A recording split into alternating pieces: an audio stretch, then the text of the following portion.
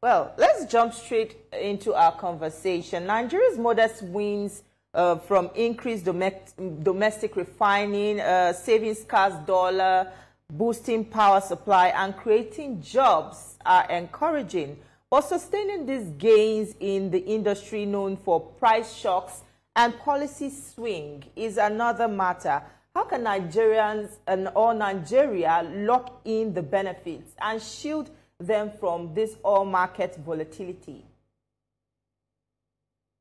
Well, first thing is, I would just say in 65 years, I would say we are in a better place in the last 50 years. I would say we are in a better place now. The fear of queues, the fear of scarcity, I don't think that is a thing of the past. That's setting with Dangote Refinery around. That's good. For this administration, if you ask me to look at the oil and gas, I will give them an A. I would have made it an A+. The only reason why I'm not going to give them an A+ is that I don't know what they want to do with NNPC Refinery, because NNPC is a major clog right now. So once we are also able to handle all of that, we are going to find out that the various policies that this administration has been implementing in the oil and gas has been marvelous. And then we are seeing a lot of the results, because you have our daily production quota has increased. And then you also have, it's easier to come into that sector. And once you have all of this going in, it makes it easier for investors to come in. I know that there are concerns about NUPENG, PENGASSAN, and Dangote. I think all of that will be sorted out after a period of time. Shocks are normal. There is nothing wrong in having some economic shocks. But the shocks are shocks that you know that will be predictable. If you are looking at, for example, what can affect the price of crude, PMS is probably some volatility in the Middle East. So once we also don't have that, I think the globe has been able to withstand the shocks from the Middle East. So it's looking really, really good in that sector, and we are hopeful. Okay, rightly you said you'll give this administration an A when it comes to the oil and gas. But the strike just called, the two-day strike, the NNPC is saying, look, that the nation has lost so much. Now, when we look at this contradiction, you said it will also go away. Is it just wishing it away that it won't come again?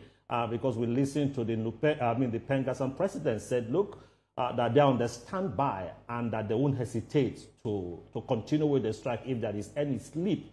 If there's any sleep. Now, how do you think government can help ensure that we don't go back to take this sad route we took the last 2 days? The biggest challenge that Nigeria faces is that we are very emotive and we are very emotional. In issues like this, what do you expect the government to do? Or my expectation of the government is just follow the law. You don't need to be, we sit down at the table and we are discussing what? Just follow the law. What does the law say? The law is very clear. You have a right to join any union. You have a right to free association.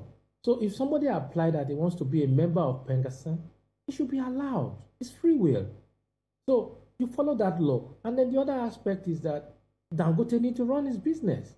So you need to find that balance. So who is wrong here? You won't say PENGASSAN is wrong, because for PENGASSAN to be a member of PENGASSAN, you need to apply. PENGASSAN did not go to Dangote and start banging on the gate that we must unionize. No. It is the Dangote workers who wrote to PENGASSAN and applied that they want to be member of PENGASSAN.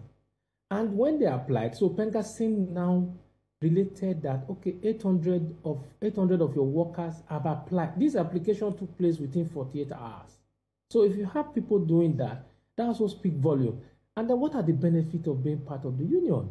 And the benefit of being part of the union, I can guarantee you, is that your work safety will be enhanced, your welfare will be enhanced. The possibility of you dying on the job is very, very slim when you have a union, because union have to look at your work safety, you have to look at your welfare. So at the end of the day, what I would say is just allow the law to take its course. And the law is very clear. Both sides should respect the law. Dangote Refinery especially, is that these guys wants to belong to PENGASSAN. You call PENGASSAN, and if you have any worries, any fears, you meet with the president of PENGASSAN and you address all of these worries and concerns, and then we move on. I think what has happened in the last couple of days is avoidable.